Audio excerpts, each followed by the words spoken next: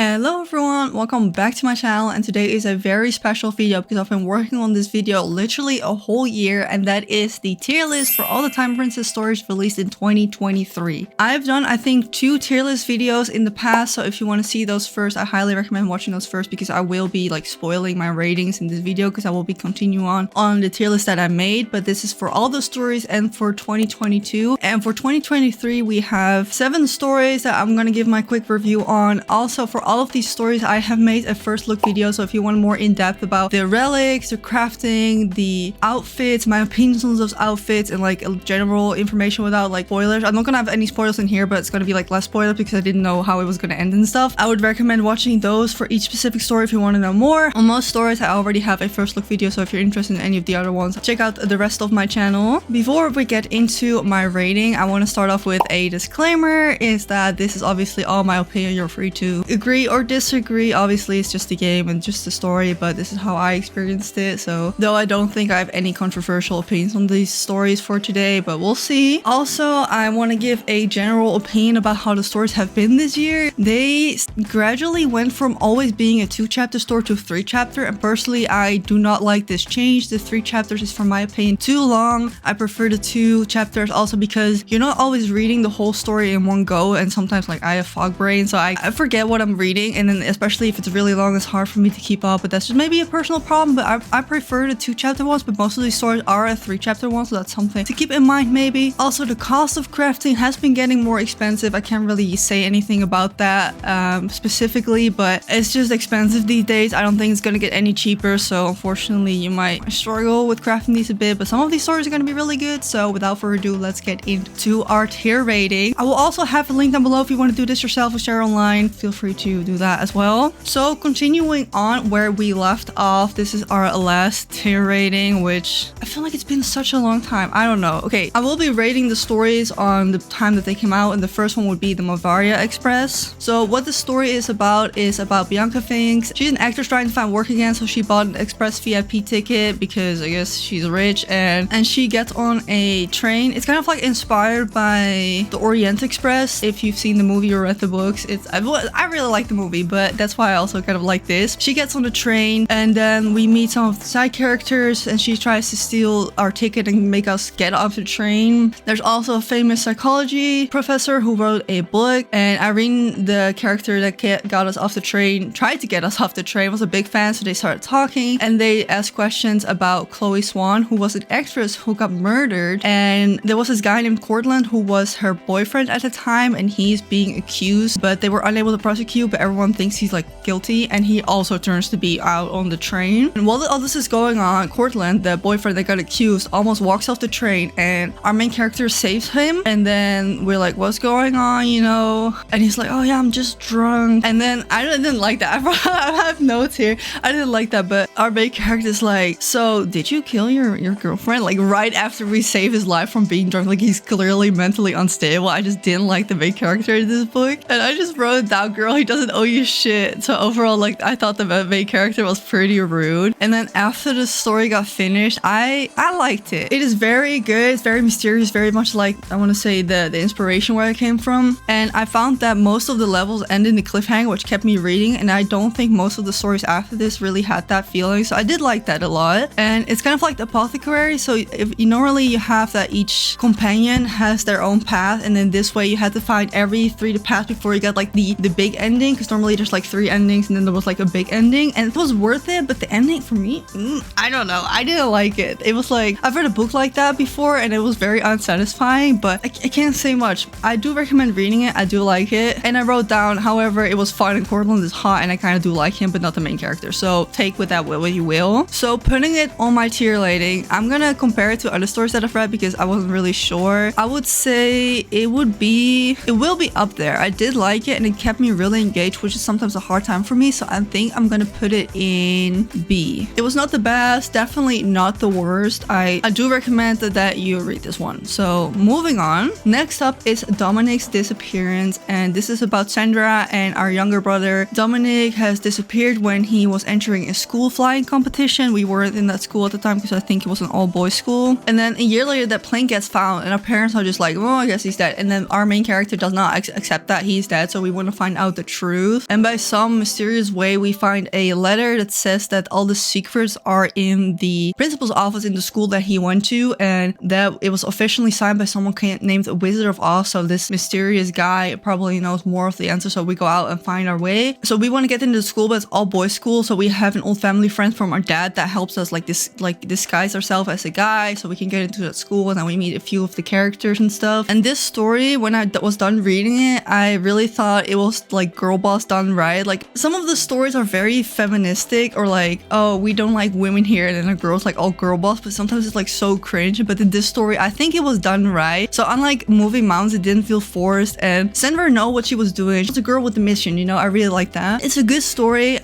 It was better than I thought I would like it, but it's definitely not my favorite because I prefer magical stories, and this was more like mystery. And at this point, I was kind of over mystery because we had the Movaria Express was also mystery, and I think the ones before were also mystery. I don't remember. Elkin and Jax, which are the side companions, were like really nice, and I did really like them as characters. The only thing that I wish was that the school part was a little bit more fleshed out, because I feel like that was like the main thing, that she went to a school undercover as a boy, but that wasn't like a big part at all of the story. But it was a good mystery. However, it's been like 10 months since I read it, because it came out like February, March somewhere, so I don't really remember that much. But from what I wrote down, I was a really big fan, so I'm gonna put it up with B as well. I feel like that's kind of a bit boring, but it was good. I liked it. The characters were really nice. I think the characters were better than Movaria Express, but the story was more engaging in Movaria Express because I was like more intrigued, like, oh, what happened, how the girl died and everything. So I don't know, depending on what you are into. Next up is Heartwood Mysteries. Oof.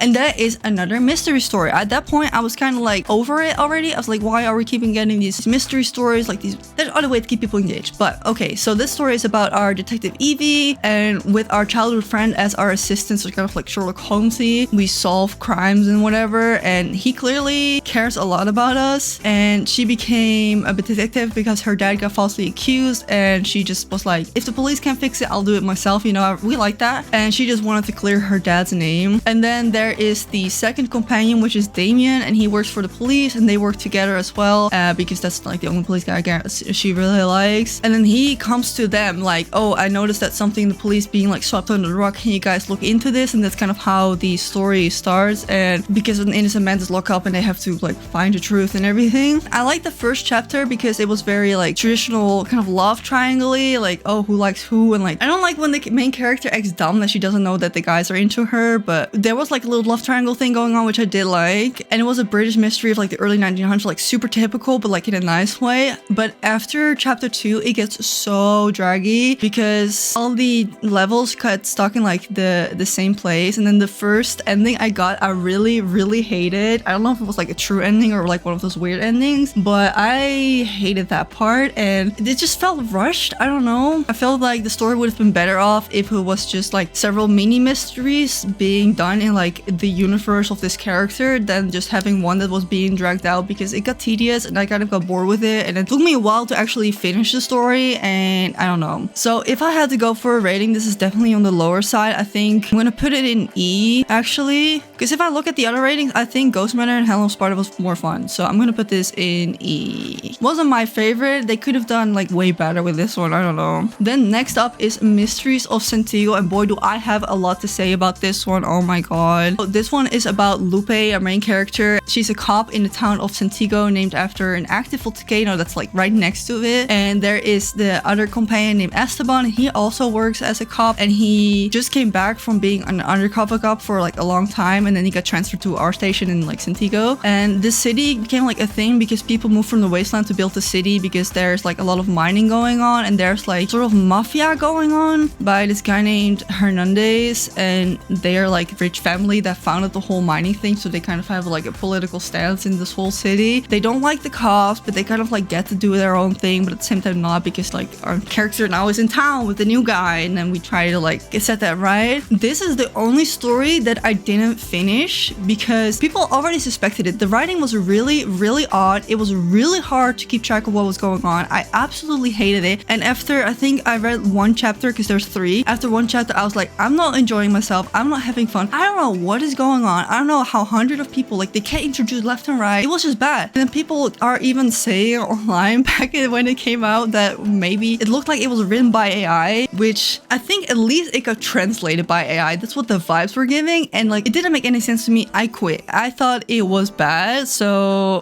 also it was really expensive for what I remember. It had no good flow. There were too many characters and I didn't enjoy it. I'm not gonna put it in didn't read because I did really give it a try. So it's gonna go in F tier because it was not it. If you read it and you understood and you liked it, let me know why, because I would love to hear it. But for me, this is like the worst story we got this year by hands down. All right, moving on to a Showdown in Glitter Rise, which is a cowboy story. And I was really excited for this one because I do really like cowboys and we haven't had one so far, and the outfits were pretty cute. I'll give it that, because we had like cowboy outfits and we haven't had that. And our main character is called Bella, and a girl named Rachel got attacked and in our little town, because our dad works in one of those saloons and we also help out, and our dad is like, you need a man. So this is one of those stories again that like, oh, you need a girl boss, and then she's like, I don't need a man, I can protect myself, you know, that kind of stuff. And I don't think it was done well in this one, though I do agree with the point that she didn't need a man, but at the same time the way she portrayed it, it wasn't that fun. And then we have a few companions. So the two like guy characters is another childhood friends who also live with our saloon. But our main character is such an ass because she keeps like dragging him on, like he's clearly into her, and she just plays dumb, and it's like the most frustrating thing to read ever. Like the main character was giving me Perfect Storm vibes, as in the way like she was so frustrating. Like Perfect Storm was such a good book, but like the main character was so annoying. It's like her, but then in the cowboy story. Then there is the other companion who is like the sheriff, and she's pretty close friends with her. And then there's also the third companion who's like part of the rovers. I don't know what they call, but like they're not part of the cowboys. They're one of the tribe people, and the whole story is basically revolved around a gold mine, and there's gold somewhere, and then there's like everyone tries to get there at 3 sides. So you have the cowboys that's looking for it, the tribe that's looking for it, and then there's also like this evil guy that works for the bank or something that wants to get there. So like that's what the story's about. And I'm gonna say the story was so mid. I was expecting way more. I really wanted to love it because cowboys, but it was just too much blabbering. There was like too much political. There was like nothing happening. It was just boring. There's also like zero romance in this one, and at this point I was kind of boring in it because the Movaria wasn't really, because it was mystery, there wasn't really any romance. Dominics Disappearance was mystery and there wasn't really any romance. And then Zentico,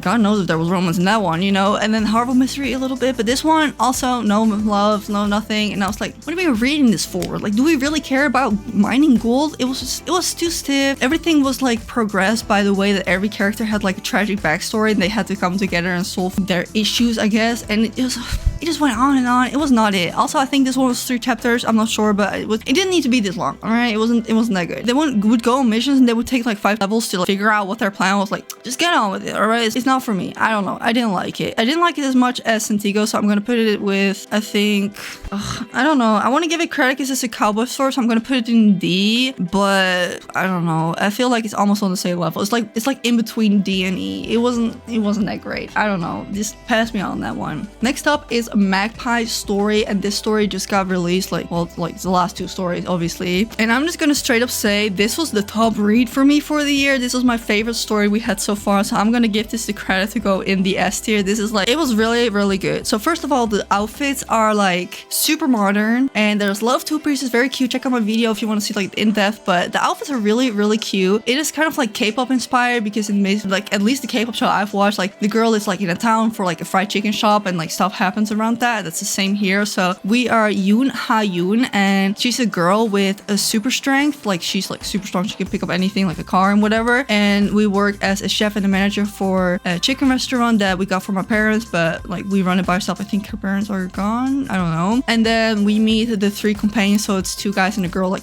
mostly. And one of the guys, he's like super attractive, and he applies for a job, and then he works with us, and then we get introduced to the girl. She's OCD, that's like her main thing, but she's pretty nice. And then there's this guy who does ballet, who also comes there to eat fried chicken, but he like on a diet because he's a ballet dancer, so he doesn't eat that much. And that's like how our friendship started. And then there's another handsome guy who works for this thing called Magpie Tower. He kind of has to work undercover to help people solve like problems to get better in life in a way. It's really interesting. She has to help people in their own way. So eventually she has to go past all of her like real friends as well, and then you see like their past and then what they're struggling with. And I feel like this story. It was written so well, like it was so good, but it had its flaws. I'm gonna give some criticism, but it was so good because it was really relatable without being extreme. Like every character had something that you could be like, yeah, this I could see it's happening to me. And then the way that they dealt with it felt so real. Like the characters felt so good. I really enjoy this. Though the criticism I have, again, this is 3 chapters. It didn't have to be.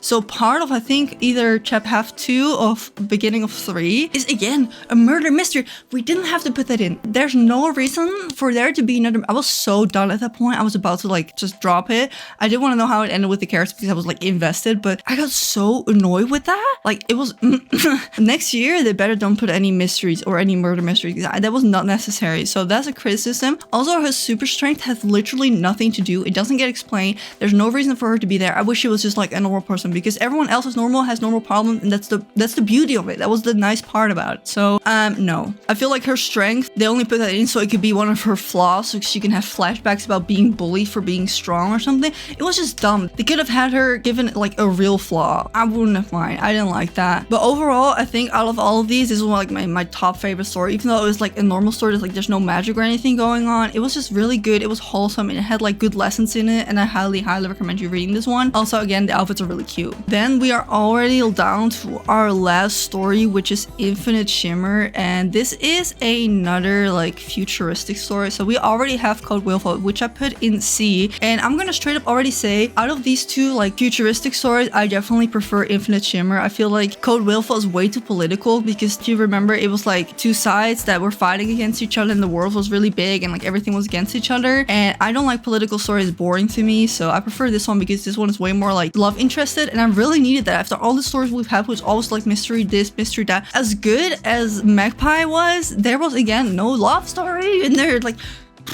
isn't this like a fantasy love game? Aren't we supposed to be romancing everyone all the time? That we got that in Infinite Shimmer, so I'm very happy and I really hope they keep that going next year. But yeah, so this one is about the whole world basically being wiped. Like 99.7% of all humanity is killed and everyone is left in a city after a meteor hit the earth, and most things are run by AI. And our main character, she is a love psychologist and she is busy on writing a book. She's like a writing's block, so she has to figure out something to do, and then she goes to this event to celebrate that the world has survived whatever 30 years since the world got wiped. And then she meets this guy who works for this tech company where he created this really advanced AI. He's like, you are a psychologist, you can come work with me and then you can do an experiment and we can figure out how emotions and AI come together and everything. At first she's like a bit on edge on it, but then she goes over and she basically falls in love with the AI. It's kind of depending like what path you go with, because of course you have like love interests you can choose, and I went for the AI side because I was just curious what was going to happen. I felt like that was the most interesting. It was really romantic and it was cute. It was done well. Like our character was super like in the romantic mood, like she really wanted to be loved, and I feel like conversation of AI and love being together is really interesting in general, and I feel like it was like really well discovered in the story. And then it turns out that there's more parties that was interested in Novi, the super intelligent AI. There is stuff going on that's being uncovered later. Again, this is a 3-chapter story and I felt like we could have done this into, I don't know, maybe it was necessary for like character progression because I did end up really liking the ending, but I only so far have had one of the 3 endings, but I just felt like not enough was happening. I feel like we can squeeze it back in 2 chapters. TP is not gonna do that because they want to spend more stamina, so they have to buy more stamina, and that's probably why they keep doing the 3-chapter ones. Also, they released this one in 2 parts, so in my first look video you won't be able to see all the outfits because after they released like the second half, like 2 weeks after, they also put in new outfits. But all the outfits are really great and I prefer these galaxy outfits over Code Willfall. So if you're again looking for galaxy outfits, futuristic looks, I say go for Infinite Shimmer over Willfall. But this to me is like one of the best romantic ones we've had so far. So if I'm gonna put it on a tier, it's definitely gonna go above Willfall, and I liked it better than Movaria and Dominics Disappearance. So I'm gonna put it, it's like in between A and B. I don't want to say it's as good as like Perfect Storm and stuff, but actually I feel like it is up there. I feel like it is. Okay, so these were all the stories for this year added to my tier list. Let me know down below if you have read many of these and what your opinions about those. If you definitely do not agree with one of my opinions, I would love to know too, because more opinions is more fun to read. But yeah, I'm really excited for next year. I really want to see more 2 chapters. I really want to see more romance because because I'm so over the murder mysteries. It's overdone, really it is. And I'm very curious to see if we're gonna get any new themes that we haven't seen yet before. And I'm really hoping some more magical things. Too much to ask for another mermaid story, maybe, I don't know. Thank you all so much for watching till the end. Hope this video was helpful. Have a great rest of the year, and I'll see you in the next video. Bye.